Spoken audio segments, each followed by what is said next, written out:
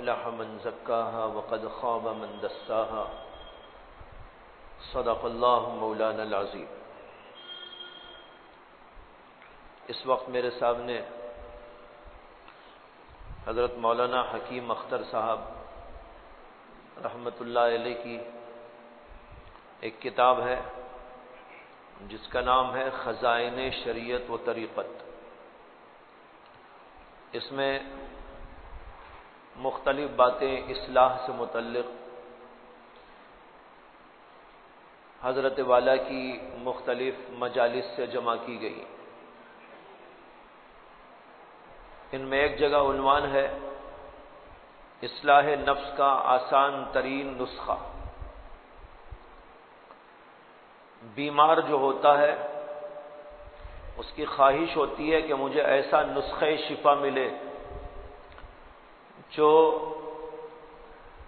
بڑی آسانی کے ساتھ میں ہضم کر سکوں، میٹھا ہو بہت اچھا ہے، کڑوا نہ ہو، اور اس کے اجزاء بہت آسانی کے ساتھ مجھ کو مل جائے۔ لوگ چاہتے ہیں کہ ایسا نسخہ ہونا چاہیے۔ یہ انسان کی طبیعت ہے، فطرت ہے کہ انسان چاہتا ہے کہ جو کام بھی کروں آسانی کے ساتھ میں ہو جائے۔ اسی لیے قرآن اور حدیث کے اندر بھی اس بات کا اہتمام کیا گیا ہے کہ بندوں کی اصلاح کی جائے لیکن آسان طریقے پر، ان کو مشکل نہ پڑے۔ اس لیے قرآن میں جگہ جگہ اللہ تعالیٰ کا یہ ارشاد موجود ہے، یرید اللہ بکم اليسر ولا یرید بکم العسر۔ اللہ تمہارے سے آسانی چاہتا ہے، اللہ تمہیں تنگی و پریشانی میں ڈالنا نہیں چاہتا۔ اس سے معلوم ہوتا ہے کہ اللہ بھی یہ چاہتے ہیں کہ بندوں کی اصلاح ہو تو آسان طریقے سے ہو جائے، ان کو اچھے اچھے میٹھے میٹھے نسخے دیے جائیں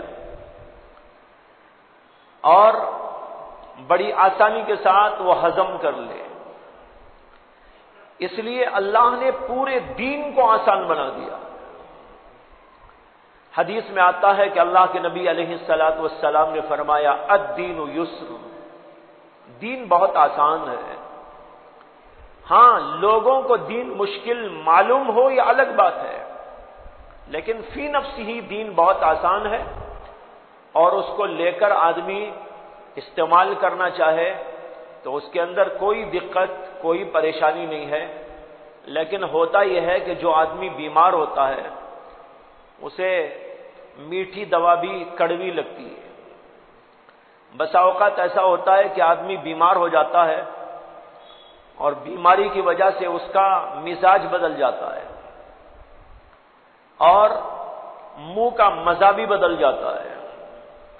اسی آپ اسے میٹھی بھی چیز کھلائیں گے تو وہ کہے گا کہ مجھے تو ابکائی آ رہی ہے، مجھے قے ہو جائے گی، یہ مت دو مجھے، اسے اچھا نہیں لگے گا۔ لیکن اس کا مطلب یہ تھوڑا ہی ہے کہ وہ میٹھا میٹھا نہیں ہے، وہ بریانی بریانی نہیں ہے، وہ دودھ دودھ نہیں ہے۔ بھائی دودھ تو دودھ ہی ہے، میٹھا تو میٹھا ہی ہے، لیکن اس بیمار کا مزاج بدل گیا ہے۔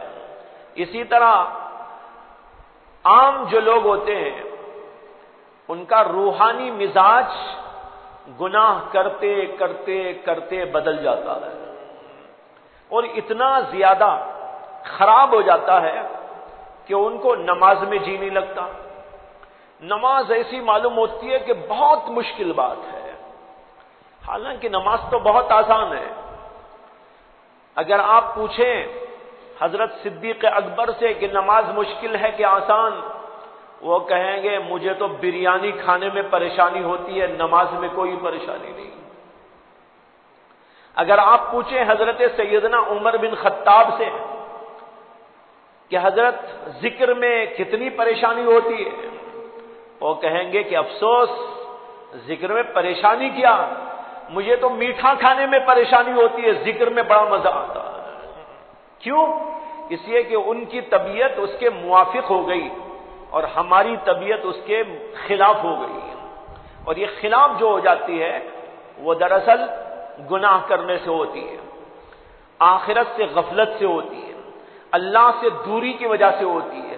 جب آدمی اللہ سے دور ہو جاتا ہے، آخرت کو بھول بیٹھتا ہے، گناہ پر گناہ گناہ پر گناہ کرتا ہے، تو اس کی طبیعت ایسی خراب ہو جاتی ہے اندر سے کہ اسے آپ نماز بولے تو بڑی پریشانی ہے، ذکر کا نام لے تو اس کو ہیبت ہونے لگتی ہے، بزرگوں کی مجلسوں میں بیٹھنے اس کا دل جو ہے دہشت اور وحشت محسوس کرنے لگتا ہے۔ کیوں؟ اس لیے کہ مزاج خراب ہو گیا۔ آپ ذرا سوچئے کہ جو بیمار ہو جاتا ہے، بہت خراب طبیعت ہو جاتی ہے، اسے ڈاکٹر کے پاس لے جانے آپ کتنی فرمائش کرتے ہیں، لیکن وہ ڈاکٹر کے پاس جانے تیار نہیں ہوتا۔ ڈاکٹر کے پاس لے کے جائیں گے اسے ہول ہونے لگے گا، طبیعت دہشت وحشت محسوس کرنے لگی۔ اسی طریقے پر جو لوگ گناہ کے عادی ہو کر، اللہ سے غافل ہو کر، آخرت سے غفلت میں پڑ کر اپنے مزاج کو خراب کر لیتے ہیں، تو ان کو دین کے تمام یہ نسخے جو بہت آسان نسخے ہیں وہ بہت کٹھن معلوم ہوتے ہیں، لیکن دین اپنی جگہ پر بہت آسان ہے۔ اس سے معلوم ہوا اللہ بھی بندوں سے چاہتے ہیں کہ وہ آسانی کے ساتھ نسخے ہضم کریں، آسانی کے ساتھ ان کے مزاج کی اصلاح ہو جائے، اس لیے دین کو آسان بنا کر اللہ نے ہمیں اور آپ کو عطا فرمایا۔ حضرت نے عنوان یہاں رکھا ہے اصلاح نفس کا آسان ترین نسخہ۔ اس لیے میں نے عرض کیا کہ ہم بھی یہ چاہتے ہیں کہ آسان اصلاح ہو جائے، آسانی کے ساتھ اصلاح ہو جائے۔ کیا ہے اصلاح کا آسان نسخہ؟ فرماتے ہیں کہ مندرجہ ذیل باتوں پر جو آدمی عمل کرے گا انشاءاللہ اس کے نفس کی مکمل اصلاح ہو جائے گی۔ اصلاح کا یہ آسان نسخہ یہ ہے، نمبر 1 کہتے ہیں کہ نواب قیصر صاحب جو حضرت حکیم الامت مولانا اشرف علی تھانوی رحمت اللہ علیہ کے مرید تھے، انہوں نے فرمایا کہ میں اس مجلس میں موجود تھا جب حضرت خواجہ عزیز الحسن مجذوب رحمت اللہ علیہ نے حکیم الامت تھانوی سے سوال کیا کہ حضرت اللہ کی محبت حاصل کرنے کا طریقہ کیا ہے؟ اللہ کی محبت حاصل کرنے کا طریقہ کیا ہے؟ تو حضرت حکیم الامت نے جواب دیا کہ جنہوں نے اپنے دل میں اللہ کی محبت حاصل کر لی ہے ان کے جوتوں میں جا کے پڑ جاؤ، یہ ہے اس کا طریقہ۔ اس لیے کہ بھائی ہم بھی جانتے ہیں کہ جو چیز جہاں ملتی ہے وہاں جانا چاہیے۔ اگر کسی سے پوچھا جائے کہ میرے پاس سونا جمع کرنا چاہتا ہوں، مجھ کو بھی کچھ سونا مل جائے تو کیا کروں؟ لوگ کہیں گے سنار سے دوستی کر لو، یہی نا طریقہ ہے، سنار سے دوستی کریں گے تو سونا ملے گا۔ سنار سے اگر دوستی ٹھیک ہو جائے گی ہو سکتا ہے کہ تم کو وہ کچھ سونا دے دے۔ اسی طریقے پر ہر چیز کے اندر یہی بات ہے۔ اسی لیے بزرگوں نے کہا ہے کہ ان تک پہنچنے کی ایک ہی راہ ہے، یعنی اللہ تک پہنچنے کی راہ کیا ہے؟ اللہ والوں سے راہ پیدا کرنا۔ اللہ تک پہنچنے کی راہ کیا ہے؟ اللہ والوں سے راہ پیدا کر۔ اگر اللہ والوں سے ہمارا تعلق صحیح ہو گیا تو ان کے دل میں جو اللہ کی محبت ہے اس محبت کا حصہ ہم کو بھی حاصل ہو سکتا ہے۔ تو فرمایا حضرت تھانوی نے کہ جن لوگوں نے اپنے دل میں اللہ کی محبت حاصل کر لی ہے ان کے جوتوں میں جا کے پڑ جاؤ، یعنی اپنے نفس کو مٹا دو اور نفس کو مٹانے کی نیت ہی سے ان کے پاس میں جاؤ، جو وہ بتلائیں وہ کرو، جس سے منع کریں اس سے رک جاؤ۔ پڑ جانے کا مطلب یہ نہیں کہ اپنی مزاج کے مطابق کام کرتے رہیں، پڑے رہیں، کھانا کھایا، سویا، آرام کیا، ٹھاٹ کیا، جا کر بزرگوں کے پاس بیٹھ گیا، اٹھ کے چلا گیا، جا کر اس کے بعد نہ پابندی ہے نہ کچھ، اس سے کچھ حاصل نہیں ہوگا۔ ان کی خدمت میں پڑے رہنے کا مطلب یہ ہے جو وہ کہیں اس کے مطابق کرو، اس کے مطابق اپنے آپ کو ڈھالنے کی کوشش کرو، جو چیزیں وہ بتائیں کرنے کی اس کو کرو، جن سے منع کریں ان سے رک جاؤ۔ جو آدمی اس طرح کرے گا اللہ تبارک و تعالی اس کو اپنی محبت عطا کر دے گا، اور جس کے دل میں خدا کی محبت آ جائے گی یہ محبت تمام برائیوں کو دھو کے پاک کر ڈالے گی۔ ایک حدیث ہے اللہ کے نبی علیہ الصلوۃ والسلام نے فرمایا، اس کے اندر یہ مضمون آیا ہے، اللہ کے نبی علیہ الصلوۃ والسلام نے فرمایا ثلاث من کن فیہ وجد بہن حلاوۃ الایمان، من کان اللہ ورسولہ احب الیہ مما سواہما ومن احب عبدا لا يحبه الا للہ۔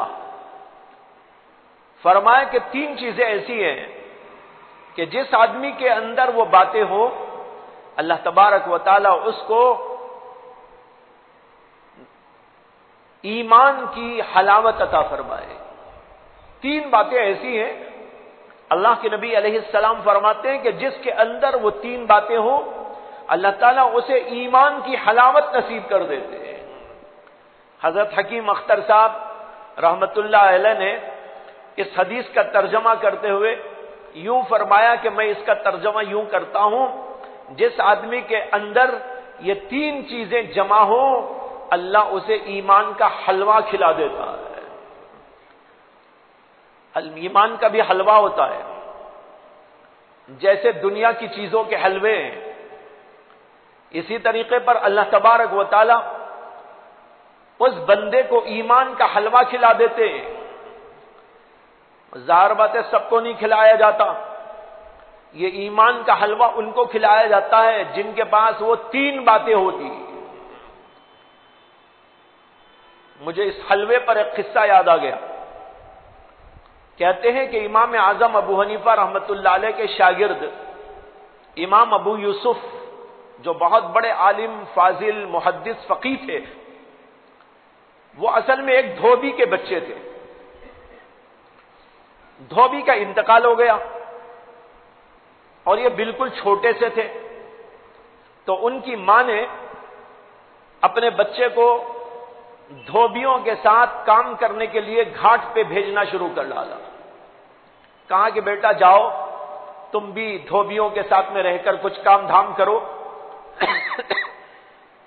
اور کچھ پیسے مل جائے تو لے کر آ جاؤ، اسی سے ہمارا گزر بسر ہوگا۔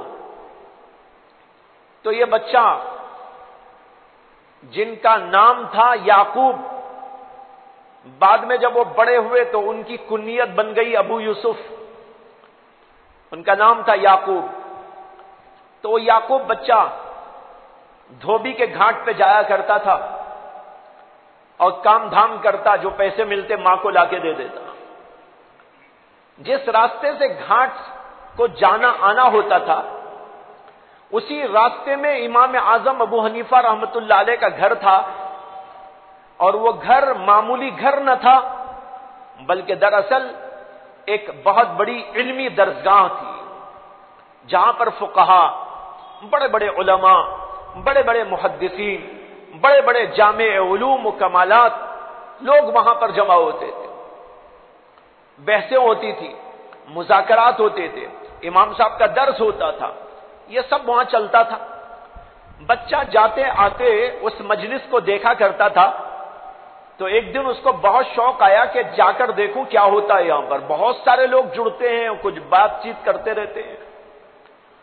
تو یہ بچہ جس کا نام تھا یعقوب وہ چلا گیا، جا کر ایک کونے میں بیٹھ کر سننے لگا باتیں بہت اچھی لگی، بڑی پسند آئی، دل کو لگ گئی۔ تو ان کے دل میں آیا کہ یہ تو ایسی مجلس ہے کہ یہاں روزانہ آنا چاہیے، ہمارا علم بڑھے گا۔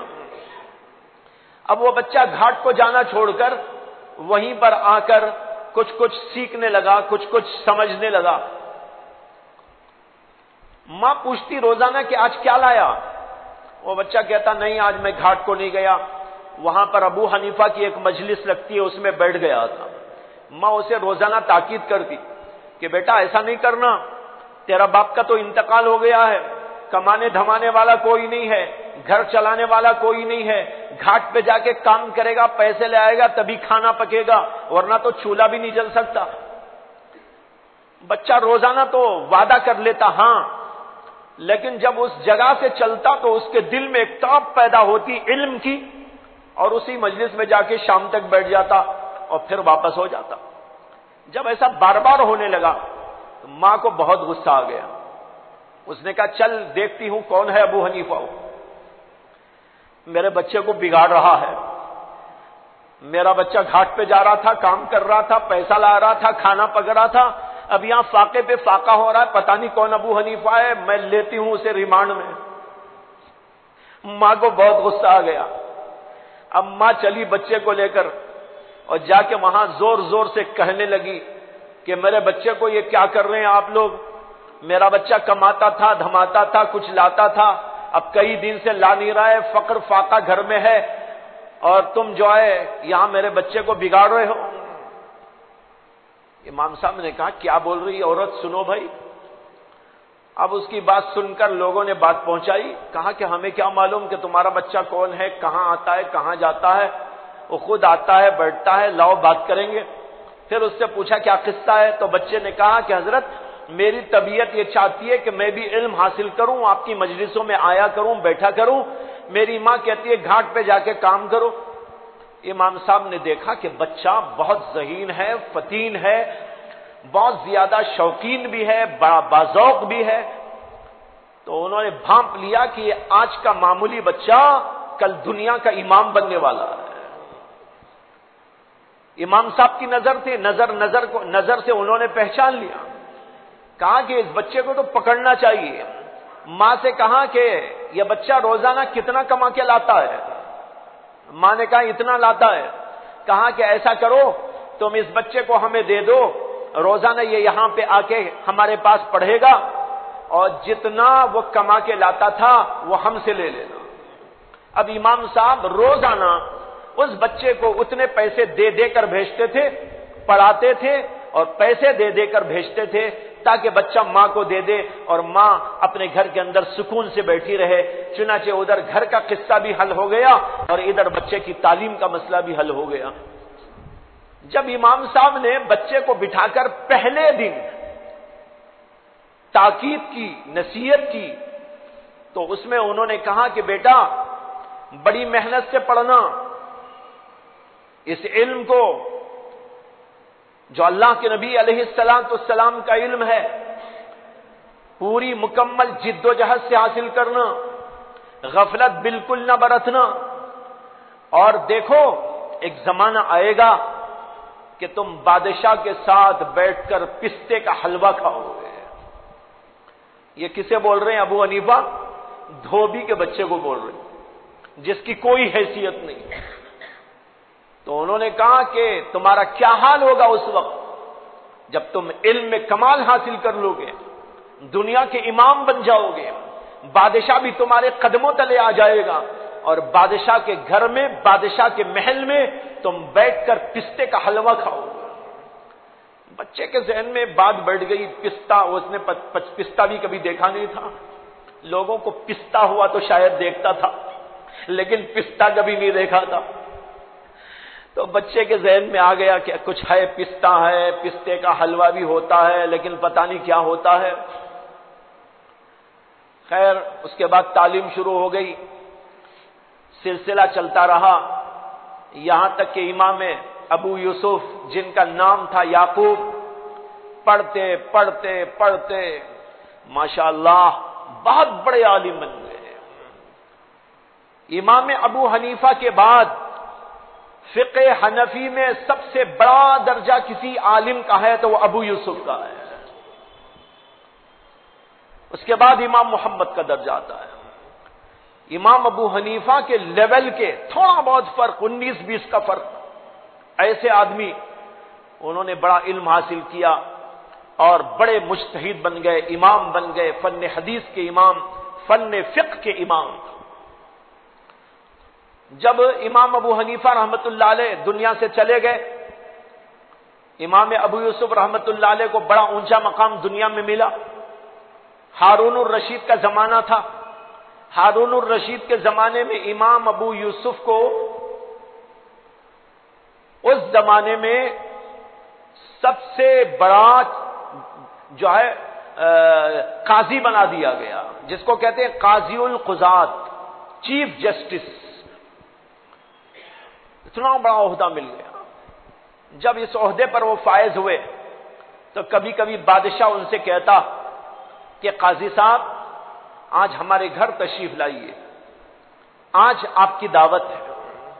امام ابو یوسف تشریف لے جاتے، کھاتے، ایسا بارہا ہوا کرتا تھا۔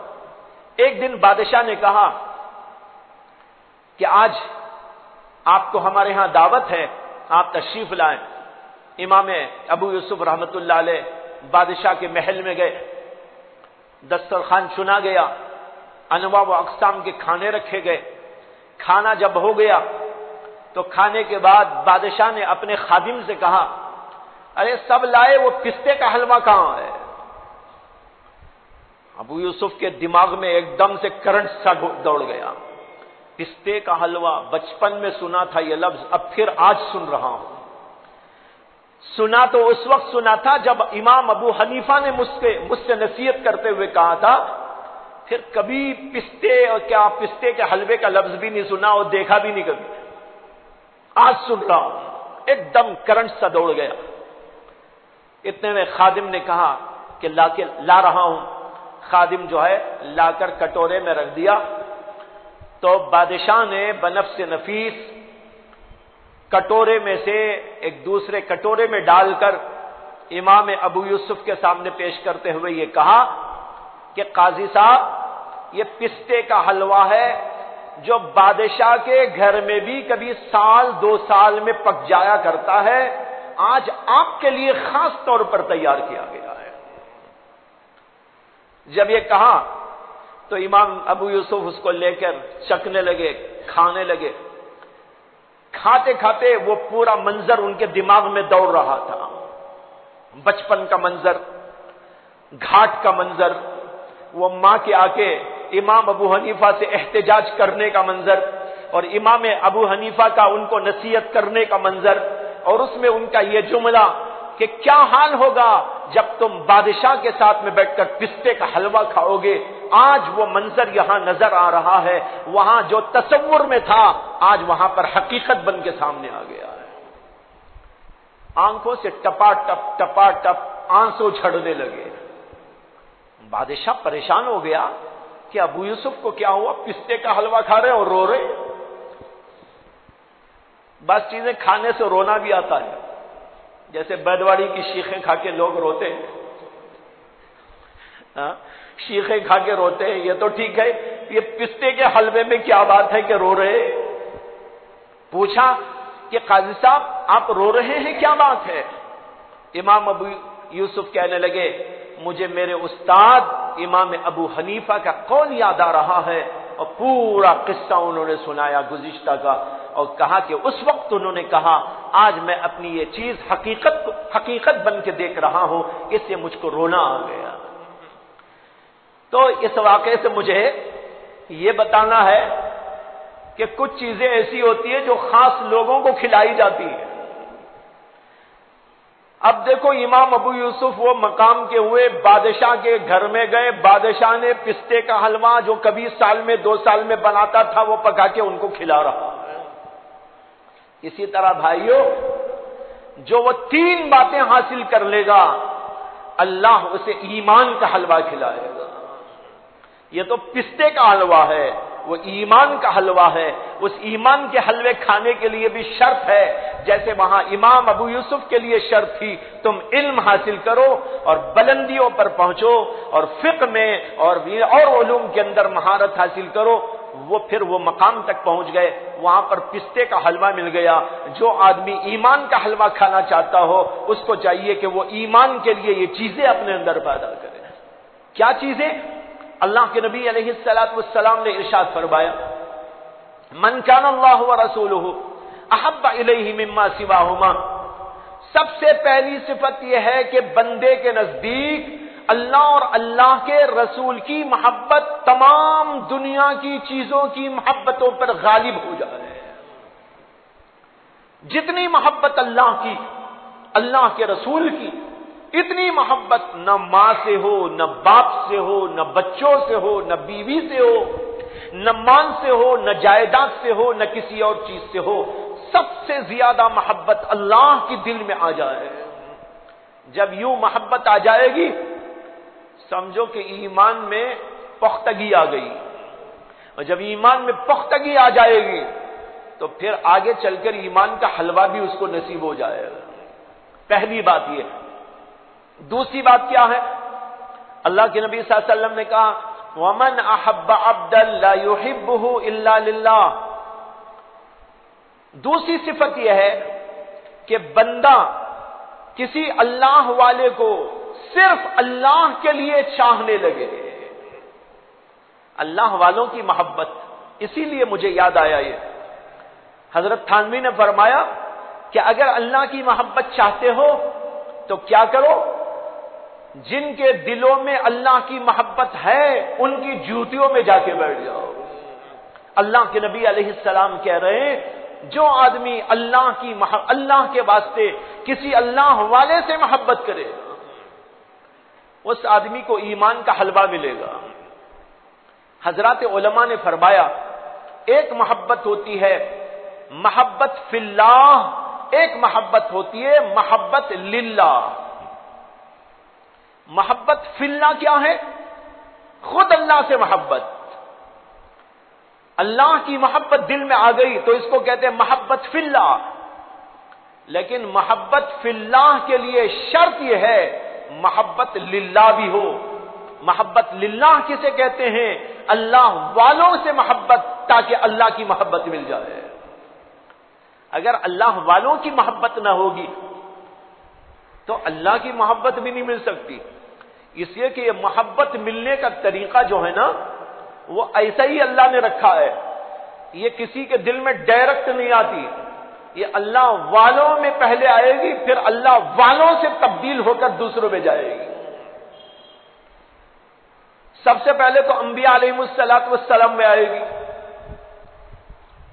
इसलिए कि अंबिया अलैहिमुस्सलाम को अल्लाह तैयार करते हैं, उनके दिलों को संभालते हैं, उनके दिलों को पाकीज़ा करते हैं, उनके दिलों को उसके लिए मुजल्ला मुसफ़्फ़ा किया जाता है। जब अंबिया अलैहिमुस्सलाम के दिल को बनाकर अल्लाह अपनी मोहब्बत वहां डालते हैं, ये मोहब्बत ले जाओ मेरे बंदों में तकसीम करो, जो इसका अहल है उसको तकसीम करो। अंबिया अलैहिमुस्सलाम अल्लाह की मोहब्बत लेकर आते हैं और उनके जरिए दूसरों को मिलती है। अब यह सिलसिला चलता है, फिर इसको कहते हैं सीना बसीना। कुछ चीजें सफीने से आती हैं और कुछ चीजें सीनों से आती हैं। अल्लाह की मोहब्बत सफीने से नहीं मिलेगी। सफीना कहते किताब, किताब में लिख दिया नहीं, किताब में हुरूफ आएंगे, नुकूश आएंगे, लेकिन हुरूफ और नुकूश से मोहब्बत नहीं आएगी। मोहब्बत अगर लेना है सीने को किसी के सीने से लेना पड़ेगा, और वही सीना अहलुल्लाह का सीना होता है। उसके लिए अहलुल्लाह की खिदमत, उनके पास रहना सहना और उनसे लेने और इस्तिफादा करने की सूरतें पैदा करना, ताकि उनका दिल मुतवज्जे हो जाए। देखो भाई, बड़ा नाजुक मसला है, बड़ा नाजुक मसला है, इसलिए कि यह मुंतकिल होने के लिए, देने के लिए, देने वाला बहुत सोच के देता है, यूं ही नहीं दे देगा। इसलिए कि जो चीज जितनी भारी होती है, देने से पहले उतना ही सोचा भी जाता है। मिसाल के तौर पर एक बाप है, उससे बच्चे कहते हैं अब्बा जी पैसा दीजिए, बाप उठा के 100 रुपए 200 रुपए दे देता है। لیکن اگر کسی بچے نے کہا کہ مجھے آپ